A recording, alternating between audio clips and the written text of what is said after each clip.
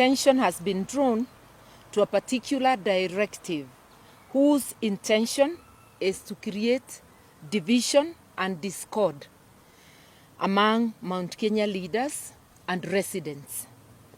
The direct attacks on the former President Uhuru Kenyatta are not only unwarranted, but are unacceptable.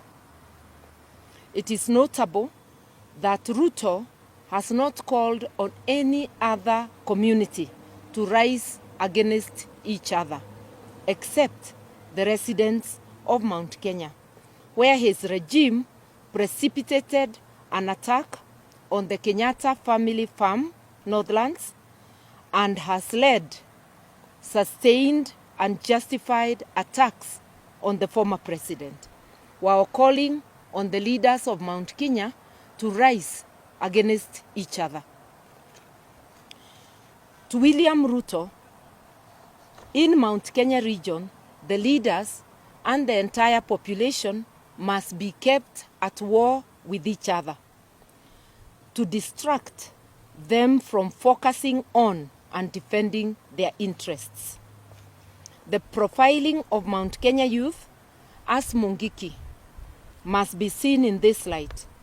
It is but an excuse to unleash state-sponsored execution of our youth, which as Kamwene we shall not allow.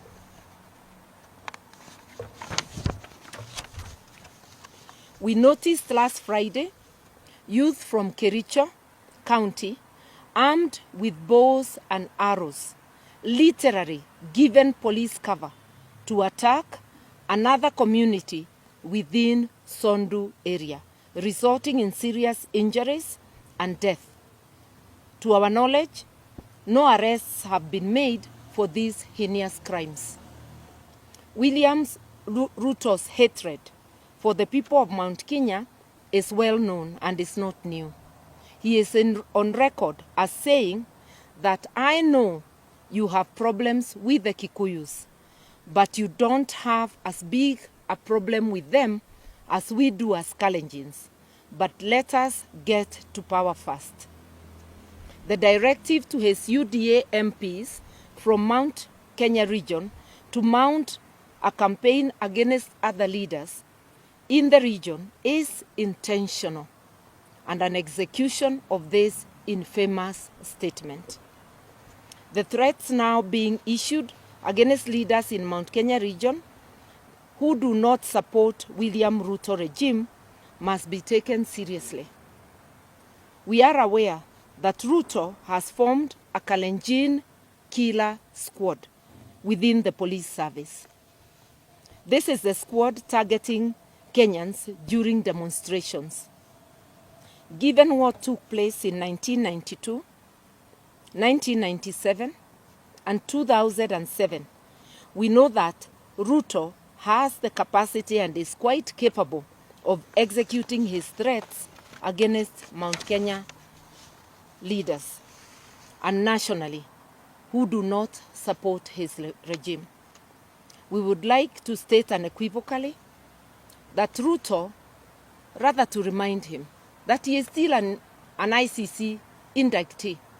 He was discharged, not acquitted, of the crimes against humanity. The fact that witnesses were killed did not relieve him of the accusations of crimes against humanity. Majority of the victims of 2007 violence, we remember, are people from the Mount Kenya region. We will not, as Kamwene, allow Ruto to take us back to the 2007-2008 carnage. As Kamwene leaders, we shall not sit idle as Mount Kenya region is cannibalized.